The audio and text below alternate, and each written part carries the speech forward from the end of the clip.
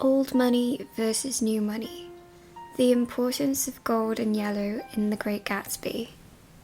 In The Great Gatsby, yellow and gold serves to accent and accentuate the concept of old money, high society, and deceit, which is illustrated by Gatsby's yellow car, Jordan's yellow hair and golden arms, Daisy as the golden girl, and the yellow dresses of the girls belonging to high society. Old money versus new money is a central theme in the novel, as Gatsby chases to close the social gap between him and Daisy, desperately trying to penetrate Daisy and Tom's innate ability, being members of the highest social class. Gatsby's yellow car is a demonstration of his attempt to reach this financial immunity which Daisy has been born, not made, into.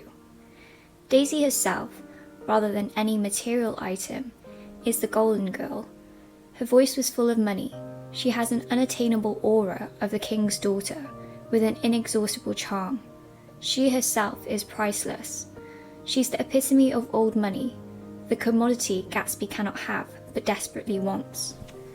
The band at Gatsby's party plays yellow cocktail music, illustrating his hedonistic lifestyle.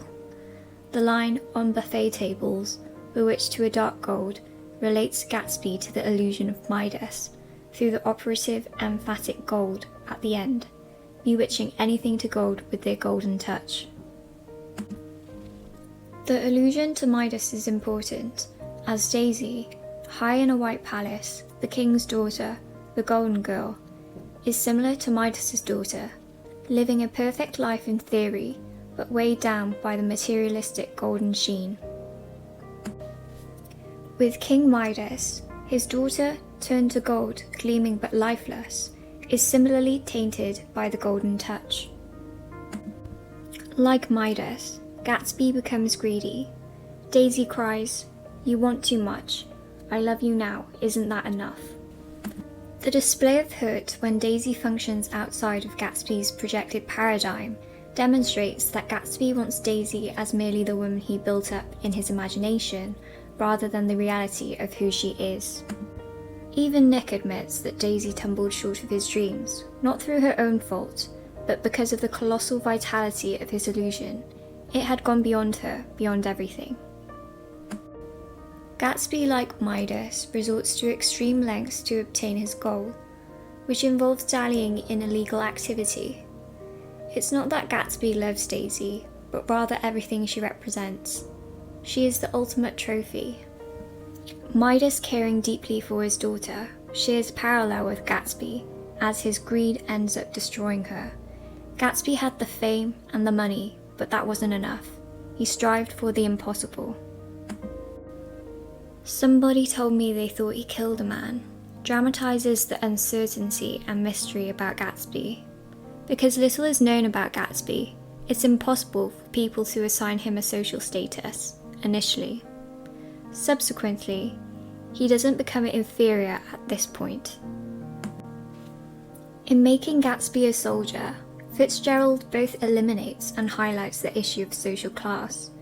The military uniform masks Gatsby's social background and is a key into his acceptance amongst the upper echelon of society. Gatsby is the same level as the other officers, but this highlights the significance of social class in Daisy's world. He went to her house, at first with other officers from Camp Taylor, then alone. It amazed him. He had never been in such a beautiful house before. But what gave it an air of breathless intensity was that Daisy lived there. Gatsby as a soldier is temporarily accepted in Daisy's social stratosphere, but without it, he never would have been.